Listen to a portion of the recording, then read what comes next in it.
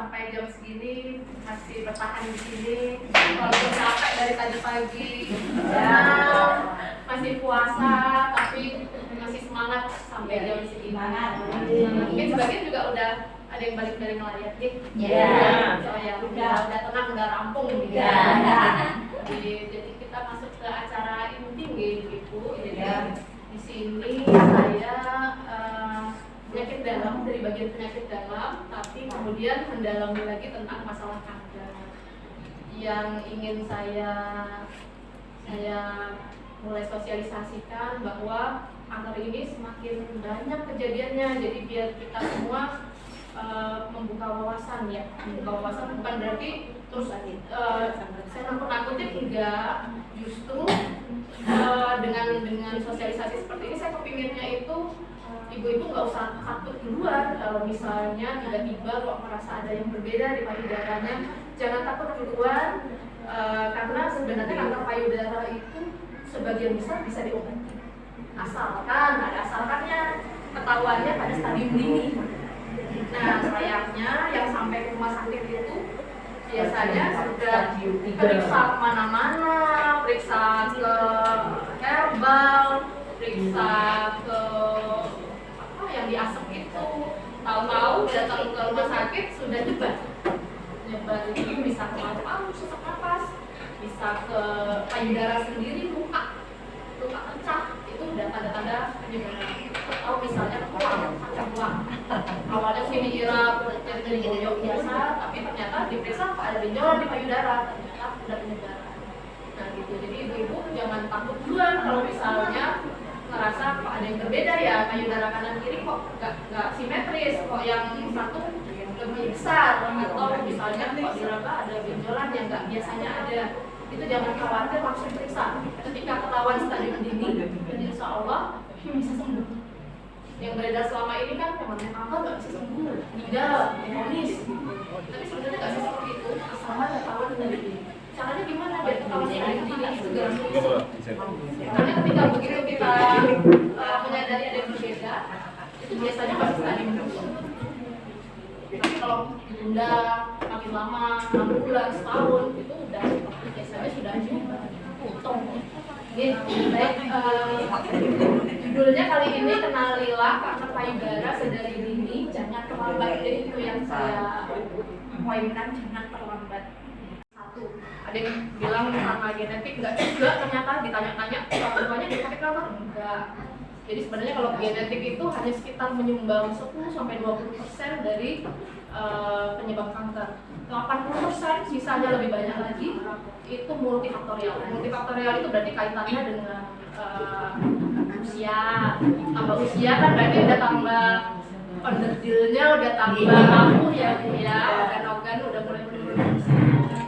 Kemudian mungkin pola hidup mungkin kurang baik ya, misalnya kalau laki-laki bapak-bapak itu kanker paru kaitannya sama merokok. Kalau ibu-ibu mungkin perokok pasif, mungkin ada bapak-bapaknya merokok, itu juga sama bahayanya.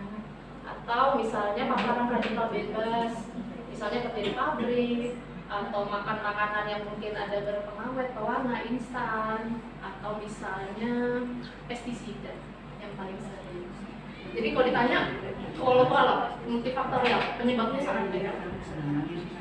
Nah, dari WHO ini merilis berita bahwa kanker itu semakin lama semakin meningkat. Kalau dulu tuh zaman mungkin 20 tahun, 30 tahun nggak sebanyak sekarang. Memang kasusnya semakin meningkat. Ada 18 juta kasus baru dan separuhnya meninggal. Tadi kita udah paham bersama salah satunya karena ketahuannya sudah terlambat.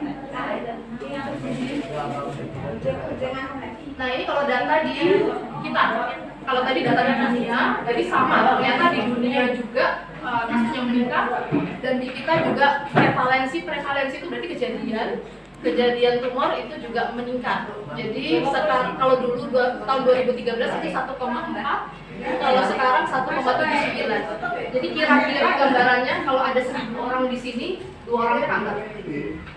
Kira-kira seperti itu. Ini 2018 ya, sekarang udah tambah tinggi lagi. Kemudian, yang menarik lagi, prevalensi kanker ternyata di Jogja paling tinggi dibandingkan provinsi lain. Bisa jadi karena di Jogja pencatatannya sudah lebih bagus ya. Bisa jadi mungkin di Irian, di Aceh, di Sumatera, Kalimantan juga tinggi sebenarnya. Cuman karena di sana mungkin pencatatannya belum sebagus di sini. Puskesmas mungkin satu puskesmas itu menangani berapa kabupaten. Kalau di sini kan udah bagus. Di Bantul ada, di Korea ada, di Sleman ada, jadi udah banyak. Di sistem pencatatan kita udah bagus sehingga tanda tensinya memang di Jogja itu paling tinggi. Jadi hampir 5 ya, jadi kalau ada 1000 penduduk di sini, 5 orangnya kena kanker.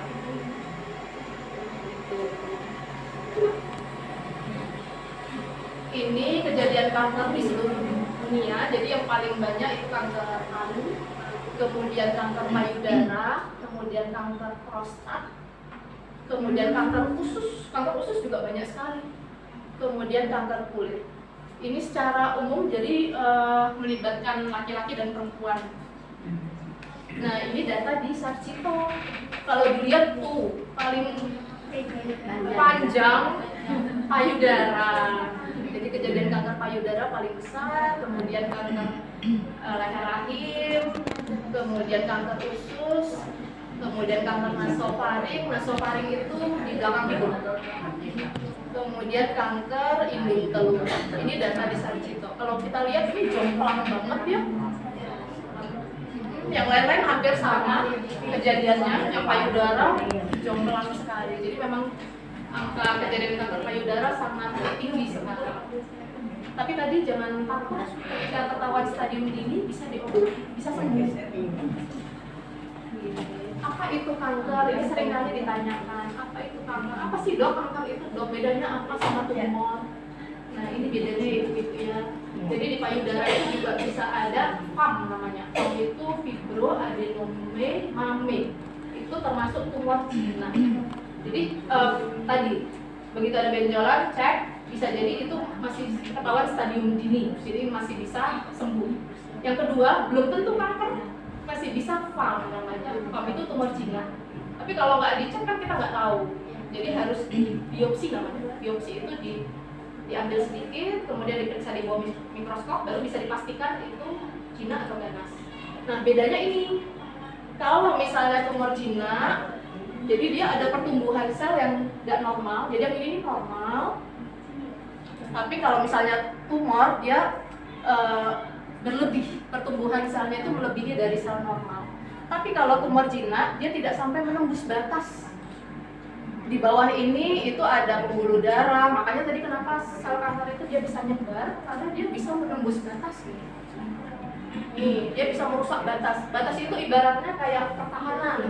Jadi tubuh kita itu udah dilengkapi dengan sistem pertahanan, termasuk pertahanan untuk kanker. Pertahanan untuk imunitas juga ada sebenarnya pas COVID kemarin kita punya imun namanya sel T. Kalau sel T kuat, walaupun kita kena virusnya nggak banyak, sebenarnya tubuh kita mampu melawan sebenarnya. Tapi kalau virus yang masuk banyak, kemudian virulensinya tinggi ya KO juga sih. Nah kalau misalnya yang ini, karena si sel kanker ini dia punya kemampuan untuk menembus pertahanan, dia bisa tambah besar keluar, bisa tambah masuk ke dalam. Ketika masuk ke dalam pembuluh darah, terjadilah penyebaran ikut pembuluh darah. Misalnya ikut ke paru-paru ya jadi sesak napas, ikut ke liver jadi kuning, ikut ke otak jadi metastasis atau penyebaran di otak, kadang terus nggak sadar. Kalau seperti itu sudah berat. Tapi kalau tumor jinak, ibu-ibu lihat di sini nggak nembus dia. Jadi karakteristiknya beda. Lebih prognosis itu kemungkinan hidupnya akan sangat jauh lebih bagus yang jinak. Kalau kanker itu kita berkejaran dengan waktu, jangan sampai dia menyebar dulu ketika ketahuan. Nah, kita mulai ke penanganan kanker. Tadi saya bilang kanker bisa diobati kok, jangan takut ke rumah sakit, jangan larinya ke herbal dulu takutnya. Nanti kalau misalnya sudah menyebar, itu ibaratnya sudah terlambat. Dan kalau misalnya sudah menyebar, misalnya ke liver, ke paru-paru, itu kan berarti organnya sudah menurun fungsinya. Sementara salah satu penanganan kanker dengan kemoterapi. Kemoterapi itu obat keras yang dimasukkan ke dalam tubuh sehingga fungsi organ harusnya masih dalam kondisi baik. Nah, untuk penanganan kanker itu sebenarnya nggak cukup satu dokter. Jadi kami di rumah sakit itu bekerja sama. Ada yang namanya hematologi onkologi medik. Ini bidang saya, hematologi onkologi medik. Jadi dari bagian penyakit dalam, kemudian sekolah lagi mendalami tentang kanker. Nah, hematologi onkologi medik ini dia yang menangani untuk kemoterapinya. Karena kan yang tahu sistemik bagian penyakit dalam, organ-organ fungsi organ itu kan dokter penyakit dalam ya. Jadi kalau misalnya gulanya naik, nanti habis dikasih kemo, tensinya naik, atau fungsi ginjalnya terus terganggu, itu dokter penyakit dalam yang paham. Makanya untuk kemoterapi harusnya ke hematologi onkologi medik. Sementara untuk benjolannya sendiri itu kan benda asing, jadi harus dibuang. Nah, yang membuang itu adalah dokter bedah. Bisa bedah onkologi, kalau misalnya di payudara, kalau misalnya di nasofaring tadi di belakang hidung itu dokter THT, atau kalau kanker usus tadi di dokter bedah digestif, kalau kanker tulang berarti di dokter bedah ortopedi, kalau di kanker leher rahim tadi di dokter kandungan. Jadi tergantung lokasi kankernya. Kemudian juga ada dokter patologi anatomi, ini yang meriksa jaringan. Jadi ketika diambil sama dokter bedah, terus diperiksa di bawah mikroskop, oh ini bukan tumor jinak, ini ganas. Itu tugasnya dokter patologi anatomi yang untuk memastikan ini jinak atau ganas. Kemudian ada radioterapi, jadi penanganan kanker utama yaitu operasi harus dibuang, benda asing itu harus dibuang. Kemudian yang kedua kemoterapi, dikasih obat-obatan yang bisa menghancurkan sel kanker. Dan yang ketiga radioterapi, disinar. Nah, itu penanganan kanker yang secara umum dilakukan di rumah sakit. Nah, selain itu kita juga bekerja sama dengan bidang lain. Jadi ada perawat yang nangani misalnya kalau ada mual muntah, atau misalnya pas masuk obatnya terasa panas, kadang-kadang efek samping penyintas itu sudah sembuh dari kanker. Jadi orang-orang yang sudah terkena kanker kemudian sudah berobat, sudah sembuh, itu jumlah terbesar kanker pada wanita di seluruh Indonesia dan merupakan penyebab kematian tertinggi. Tadi kita udah lihat grafiknya ya, baik itu di dunia maupun di Indonesia, semuanya yang tertinggi dan penyebab kematian tertinggi. Lebih banyak pada wanita postmenopause, jadi pada usia juga mempengaruhi. Usia makin lanjut, resiko untuk terjadi kanker payudara makin tinggi karena udah hidup sekian lama.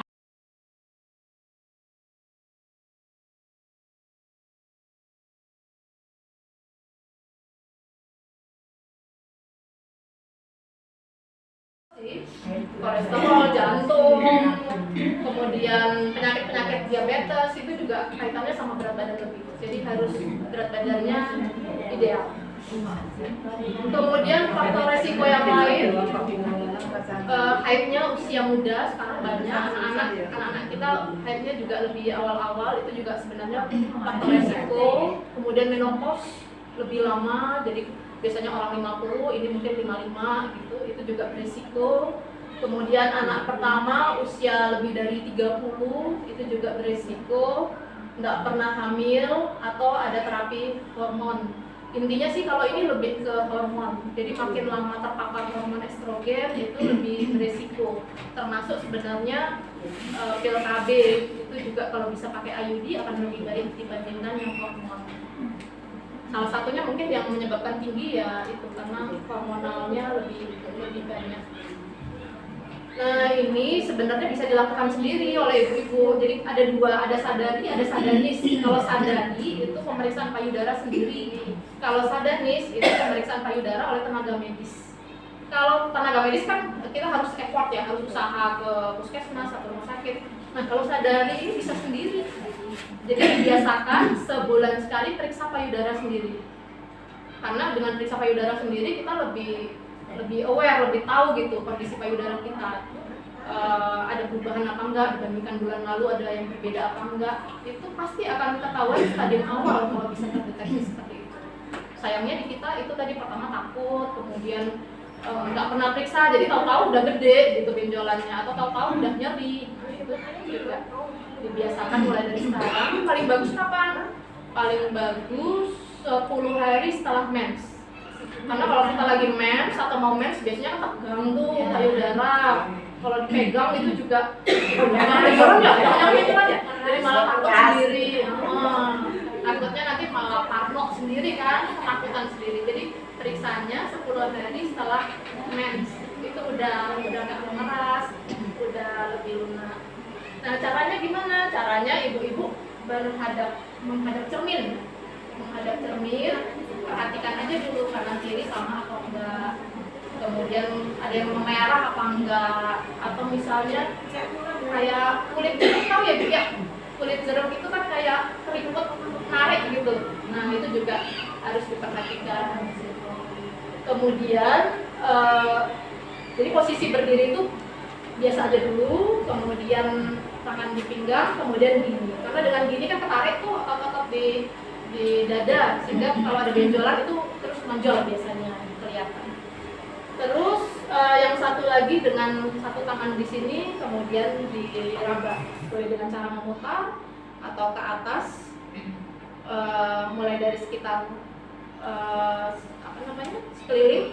sekeliling sampai ke ini ya Bu ya. Jadi batasnya itu mulai dari sini sampai ke lingkaran payudara bawah, kemudian sampai ke ketiak tengah, itu batas. Jadi kadang-kadang tahu-tahu payudaranya nggak apa-apa, tapi ada benjolan di ketiak. Nah itu juga tanda kanker payudara, ternyata sudah menyebar ke kelenjar getah bening. Jadi ngerabanya harus sampai ketiak. Kemudian satu lagi dengan tidur, jadi udah kanan kiri, tadi berdiri depan cermin ya, gini, kemudian mulai gini sampai ke ketiak, kanan kiri, kemudian terakhir tiduran. Sambil tiduran ada bantal satu taruh di bawah, kemudian diraba sambil posisi tiduran. Terakhir dipencet putingnya kanan kiri dipencet. Kalau ada keluar cairan itu nggak normal. Kalau tidak menyusui loh ya, tapi kalau menyusui wajar. Kalau tidak menyusui, ada keluar benjolan, keluar cairan itu nggak normal. Nah ini sama seperti tadi, yang pertama diperhatikan ketika meraba payudara, apakah ada yang mengeras. Kadang-kadang mungkin pas diperhatikan di depan cermin sama aja kanan kiri, tapi begitu dipegang, loh kok bawahnya keras, sebelah sini enggak, sini kok keras. Nah ini juga tanda-tanda. Kemudian ini kemerahan, kayak radang, panas, kemerahan. Kemudian ini beda bentuk, kanan sama kiri kalau nggak sama. Kemudian ada rasa gatal. Kemudian nyeri. Kalau misalnya ada bagian payudara yang nyeri dan di situ-situ terus nyerinya, itu udah harus waspada. Jadi yang perlu diperhatikan, ada benjolan atau tidak, ada kulit menebal atau tidak, kemudian ada perubahan ukuran. Tadi kok kanannya lebih besar ya, yang kiri enggak misalnya. Kemudian perubahan pada kulit, tadi misalnya ketarik. Kemudian puting harusnya keluar, ini kok masuk ke dalam. Yang kanan sama kiri nggak sama, nah itu juga harus diperhatikan. Kemudian kok ada yang mengelupas kulitnya, itu juga. Ini yang seperti saya bilang tadi, seperti kulit secek, itu juga tanda-tanda.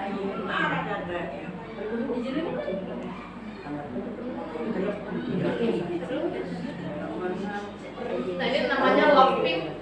Kalau misalnya dengar loving itu berarti paguyuban pasien kanker payudara. Jadi untuk saling menyemangati. Biasanya tiap tahun ada apa namanya peringatan kanker payudara untuk awareness, jadi bagaimana kita supaya hidup sehat, supaya terhindar dari kanker payudara. Sadari, ini ada aplikasinya ibu-ibu. Kalau ibu-ibu ada yang punya HP, itu bisa download aplikasinya. Jadi di sini nanti bisa deteksi dini lewat aplikasi. Caranya seperti yang saya jelasin tadi, tapi nanti di aplikasi ada tahap-tahapannya satu persatu. Nah, ini dengan melihat kaca terlebih dahulu, berdiri tegak menghadap kaca, ini dicentang. Nanti dilihat apakah ada yang masuk ke dalam, apakah ada yang kemerahan, apa ada puting yang masuk ke dalam. Kalau misalnya ibu-ibu ngerasa pas sadari, periksa di cermin kok kayaknya ada yang salah satu bilis, itu nanti boleh dicentang. Kemudian lanjut lagi.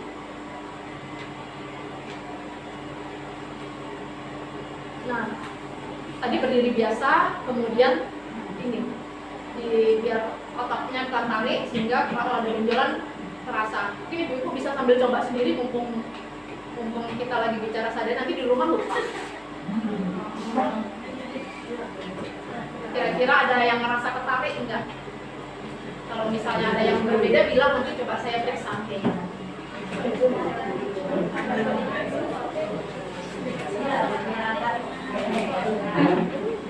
Belum sampai ini, masih sebenarnya ada cermin, tapi paling enggak kayak gini mungkin kerasa, mungkin ada yang tertarik. Kalau ada benjolan mungkin ada yang tertarik. Coba lanjut. Ini masih sama, masih nggak ada cermin. Harusnya lihat cerminnya 10 hari setelah menstruasi. Lihat kanan kiri. Lanjut lagi coba. Nah, ini mulai meraba, tangan di belakang, mulai meraba, pakai 3 jari, boleh searah jarum jam, mulai diraba, bawah, sekitar puting, ke atas, ke ketiak, raba sekitar ketiak. Ada yang aneh nggak? Ada merasa ada benjolan? Raba benjolan. Payudara sendiri diraba sendiri nggak apa-apa, nggak usah malu-malu. Enggak. Raba sampai dalam. Payudaranya balung. Wah, rabanya balung. Normal kalau itu. Balik lagi, lanjut. Belum. Sebelahnya dulu. Ya, raba searah jarum jam lagi. Raba searah jarum jam ke bawah. Raba, ada yang beda nggak di bawah? Ada benjolan, merasa benjolan, kata dia, sampai dia.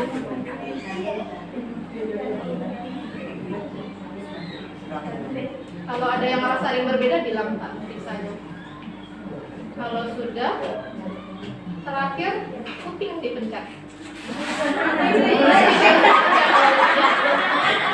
Kalau misalnya ini kuping dipencet keluar cairan, periksa ya. Lanjut. Nah, kalau di rumah sakit, kalau sadari kan pasien sendiri, maksudnya masyarakat harusnya bisa mengerjakan sendiri, dikerjakan setiap bulan sekali. Habis mandi boleh atau sebelum mandi boleh, ada cermin di depan, jadi tiap bulan sekali bisa memeriksakan diri kalau ada yang aneh, langsung periksa. Nah, begitu datang ke rumah sakit, yang kami lakukan ini, kalau biasanya usia di atas 50 itu mamografi. Mamografi itu kayak ronsen, nanti payudaranya dipencet, agak sakit sedikit tapi biar lebih jelas. Kalau masih muda itu jaringan lemaknya masih banyak. Jadi kalau dengan mamografi itu takutnya yang jaringan lemak itu kebaca sebagai sel kanker. Takutnya nanti malah over, lebih diagnosanya malah kelebihan. Jadi kalau usia muda itu USG cukup. Tapi kalau usia di atas 50 mamografi. Nah, kalau misalnya dari USG dan mamografi tadi terdeteksi kok ada benjolan, tindakan selanjutnya yang diminta oleh dokter adalah biopsi. Biopsi itu jangan takut dulu ya. Biopsi itu bukan diambil payudaranya kok. Biopsi itu hanya mengambil sampel. Jadi diambil sampel sedikit, terus diperiksa sama dokter patologi anatomi di bawah mikroskop supaya bisa dibedakan ini tumor jinak atau tumor ganas. Jadi kadang-kadang ada benjolan, Bu, udah habis itu nggak periksa. Kalau udah setahun lagi udah nyebar. Karena di pikirannya operasi terus payudaranya hilang. Padahal belum tentu, di biopsi dulu. Kalau memang ganas baru nanti dilihat lagi. Kalau masih muda, masih umur 30, 35, masih ingin mempertahankan payudara, itu bisa di kemo. Jadi tidak harus menghilangkan, jadi hanya dioperasi sebagian saja yang memang ada kankernya. Tapi kalau misalnya memang sudah tidak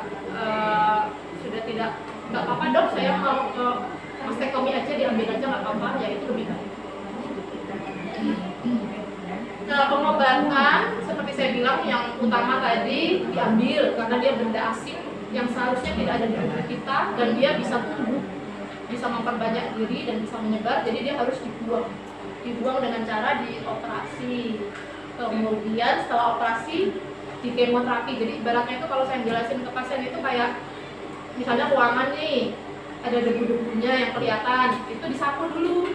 Disapu itu dengan cara dioperasi tadi. Tapi disapu walaupun sudah nggak kelihatan debu-debunya, tapi kan ada debu-debu yang tidak tampak oleh mata. Nah itu kan harus dipel biar bersih. Nah dipel itu dengan cara kemoterapi dan radioterapi. Jadi habis disapu, udah hilang kotorannya, harus dipel.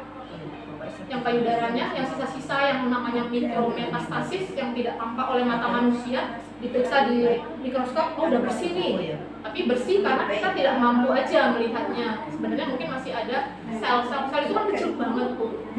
Kadang dengan mikroskop aja kelewat. Nah itu dipel dengan cara kemoterapi dan radioterapi. Kalau kemoterapi itu diinfus, dimasukkan obat lewat infus yang bisa membunuh sel kanker. Kalau radioterapi itu disinar, tapi sinarnya jangan dibayangkan ada sinar yang kena ke tubuh, enggak. Cuman masuk ke dalam, seperti kalau ibu kena CT scan, cuman masuk ke dalam situ, udah tahu-tahu udah sinar aja, 10 menit selesai. Kemudian untuk kanker payudara sebenarnya ada 4 kelompok. Jadi kanker payudara itu nggak sama satu sama lain. Kadang-kadang bicara sama sesama kanker payudara, loh kamu kok disuntik? Loh kamu kok dikasih obat minum 5 tahun? Kok aku enggak? Karena kanker payudara itu ada 4 kelompok. Masing-masing kelompok ini perilakunya beda-beda. Paling banyak itu karena hormon. Jadi setelah operasi, kemoterapi, dan sinar, biasanya kita berikan hormon. Hormonnya ini untuk memblok supaya ibaratnya si sel kanker payudara ini tidak dapat makanan supaya dia tidak bisa tumbuh lagi. Diblok jalur makanannya. Nah ini biasanya kita berikan minum selama 5 tahun. Terus terapi biologi itu khusus ada kelompok khusus yang memang butuh terapi biologi. Nah kalau kita sekarang kan bicara pencegahan, jadi insya Allah semuanya kan belum ada yang terdiagnosa kanker payudara, insya Allah masih sehat-sehat semua, tapi kita harus waspada, karena memang tadi faktanya seperti itu, kejadiannya banyak, semakin meningkat setiap tahun, sehingga kita harus waspada. Deteksi dini itu untuk mencegah stadium lanjut, ketahuannya ketika stadium lanjut. Tapi kalau memang tidak ada sama sekali benjolan di payudara, kita bisa mencegah dengan pola hidup yang sehat. Misalnya menghindari faktor-faktor resiko, seperti kalau bapaknya ada yang merokok, diminta untuk berhenti merokok. Atau kalau misalnya bandel tetap merokok, ya jangan dekat-dekat, jangan di rumah, keluar rumah misalnya. Tidak merokok, kemudian harus aktivitas fisik. Aktivitas fisik jangan disamakan, udah kerja kok, udah cuci, udah nyapu, udah ngepel, tetap beda. Tetap harus luangkan waktu aktivitas fisik minimal 30 menit sehari, 3-4 kali seminggu udah bagus. Kemudian diet yang seimbang, kalau bisa hindari yang pestisida, hindari awet-awet, hindari pewarna, hindari instan sebisa mungkin ya. Sayuran, buah-buahan kalau perlu dicuci dulu. Tidak mengkonsumsi alkohol, kalau di sini enggak ya. Kalau di luar negeri mungkin banyak konsumsi alkohol. Istirahat cukup. Nah, yang paling penting jangan stres. Stres harus dikendalikan. Nah, cerdik, budayakan cerdik. Cek kesehatan secara berkala. Jadi sebenarnya kalau di luar negeri itu diwajibkan untuk mamografi setiap tahun, setahun sekali wajib mamografi. Ibaratnya BPJS-nya itu mengharuskan periksa mamografi setahun sekali. Kalau nggak periksa, BPJS-nya hapus gitu. Tapi di kita kan belum. Jadi kesadaran sendiri aja. Mulai kesadaran sendiri berarti periksa payudara sendiri. Kalau ada yang berbeda, segera periksa ke puskesmas terdekat atau ke RSUD terdekat. Kemudian menyatakan asap rokok, kita saling mengingatkan semuanya, bapak-bapaknya jangan merokok. Kemudian rajin aktivitas fisik, tadi 30 menit sehari, 3-4 kali seminggu aja udah bagus. Kemudian diet sehat dengan kalori seimbang, terutama gula dikurangi. Gula nggak boleh banyak-banyak, kalau bisa nggak pakai gula lebih bagus. Kalau masih susah, sehari sekali aja, 1 sendok teh. Gula itu ada yang gula tampak berupa gula, ada juga yang sudah dalam bentuk roti, biskuit, agar-agar, kue. Nah itu gula juga. Saya nggak minum teh manis kok dok, bener. Ada gula-gula saya hindari. Tapi makan kue bu, iya. Roti iya. Tapi tawar iya.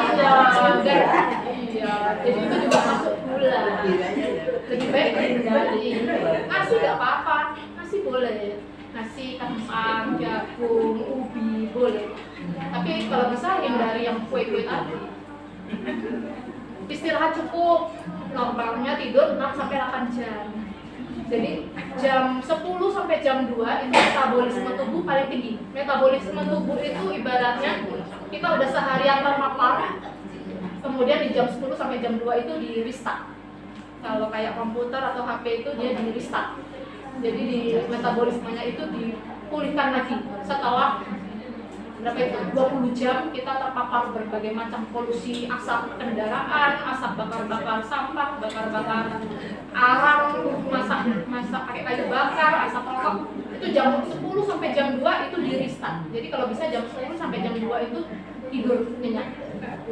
Kemudian kelola stres tadi ya. Kalau misalnya stres sesaat, misalnya ada yang meninggal, stres wajar ya, sedih, mungkin minggu depannya udah mulai berkurang, sedihnya itu masih normal, masih manusiawi. Kalau misalnya kita dikejar anjing gitu, ada pagar tinggi, normalnya nggak mungkin ini memanjat segini tinggi, nggak bakal nyampe. Tapi kalau ada dikejar anjingnya gede banget, taringnya gede, lompat itu, loncat. Itu kita tandanya kondisi stres. Jadi ketika kondisi stres itu kekuatannya muncul, yang pada kondisi normal itu normalnya nggak mungkin ngelewatin setinggi ini. Tapi kalau stres bisa muncul. Tapi itu sesaat, habis itu normal lagi. Itu masih manusiawi. Tapi kalau stres dipikir terus berhari-hari, berbulan-bulan, wah bapak ini kok gini terus ya, kok nggak berubah sampai berbulan-bulan, itu stres kronis. Nah, stres kronis itu yang bikin mutasi. Jadi sel-sel yang tadinya normal tumbuhnya tiba-tiba ada rangsangan hormon stres yang terus-menerus dipapar, mutasi yang macam-macam. Salah satunya terjadi kanker. Baik, ibu-ibu, kiranya itu aja yang bisa saya sampaikan terkait deteksi dini kanker payudara. Saya harapkan mulai dari sekarang, pertama, tidak takut lagi. Tidak takut baik itu meriksa sendiri payudara maupun periksa ketika ngerasa ada yang aneh. Jadi harapannya yang pertama, tidak takut lagi mendengar kata kanker, apalagi kanker payudara. Kalau kanker paru, terus terang saya memang kanker paru prognosisnya kurang baik ya. Ada beberapa kanker yang memang prognosis itu ramalan secara medis itu kurang baik. Tapi kalau kanker payudara bisa saya jamin, kalau stadium awal ketemunya bisa sembuh. Jadi jangan takut, apalagi kalau ketahuan stadium dini. Jadi pertama, kenali sedini mungkin, ketahuan pada saat stadium dini. Dan ketika stadium dini, periksa ke medis. Boleh sih kalau dari medis mau dikombinasi herbal juga nggak masalah.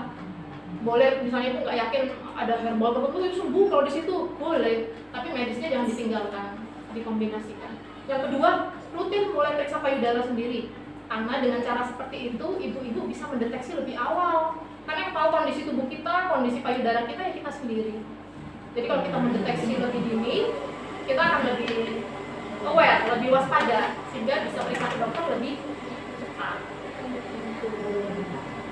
Mungkin ada yang mau ibu-ibu tanyakan, ada yang ingin dikonfirmasi, ada yang kurang jelas.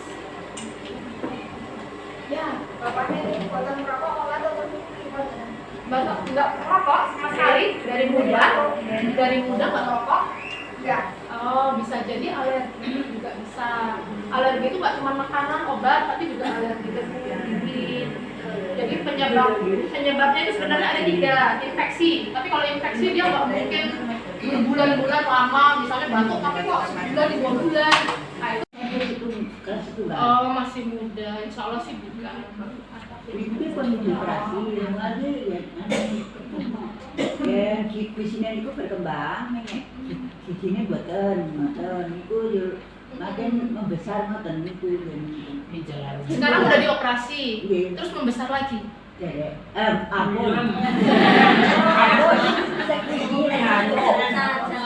kalau lihat dari usianya masih muda biasanya jarang. Biasanya kalau kanker itu ya ada kanker pada anak-anak tapi tidak sebanyak kanker pada usia lanjut, usia tua. Insya Allah mudah-mudahan bukan. Ya, makasih. Kalau misalnya kanker pada anak itu yang paling sering itu kanker darah Kanker darah itu juga bisa gusi, bengkak. Tapi biasanya dia ada keluhan lain, misalnya gampang perdarahan, mimisan, gusi berdarah, atau nggak kebentur apa-apa tiba-tiba lebam-lebam, atau sering demam, berat badannya turun, harus sering mimisan. Apa?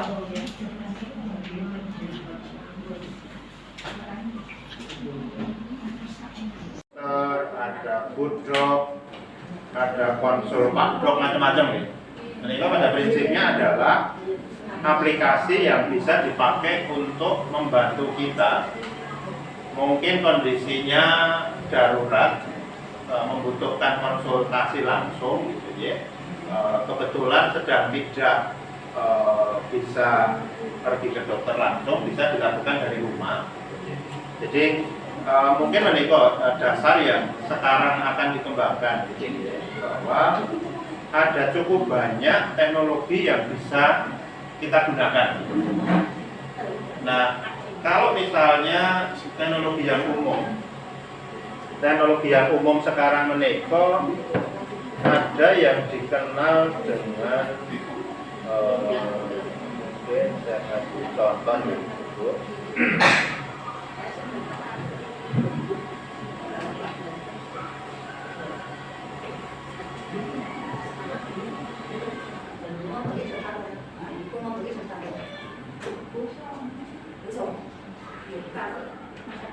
Saat menikah internet sakit ditanyain apa saja, kita bisa komunikasi langsung dengan robot. Jika dengan pertanyaan bisa dicoba, misalnya tadi tanya menopo, kita bisa coba mau tanya menopo sembarang, tidak harus pertanyaan medis gitu. Saya sederhana ya, ada cara bayar utang.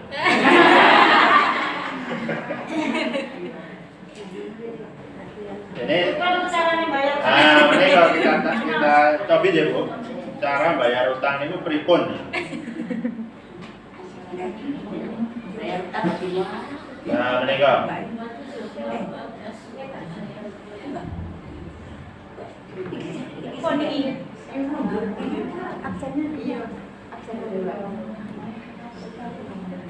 Mereka pun drindil jawab sendiri. Nah ini kalau yang pertanyaan umum gitu. Kepala, gitu ya.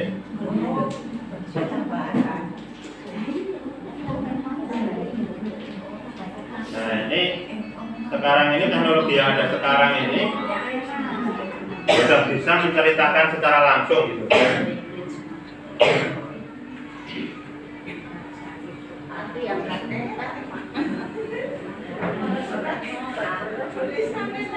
Oh, iya, ngapunten. Jadi kemajuan teknologi zaman ini kok, robot itu sudah bisa berperan seperti manusia. Manusia yang punya keahlian. Misalnya ibu-ibu badhe diminta sambutan mawon ya, sambutan arisan. Buat sambutan arisan di ibu PKK gitu ya. Topi.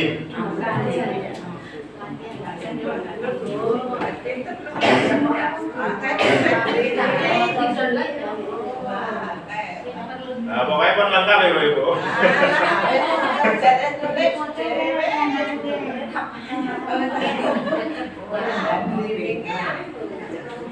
Nah, ini yang masak atau bingung ya, resep pepes ikan apa nih ya?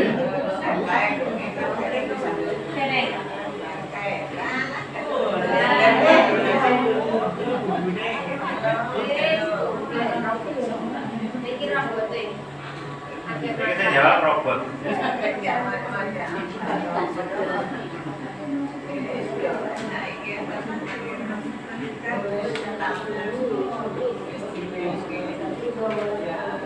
Nah, mereka yang sifatnya umum ya.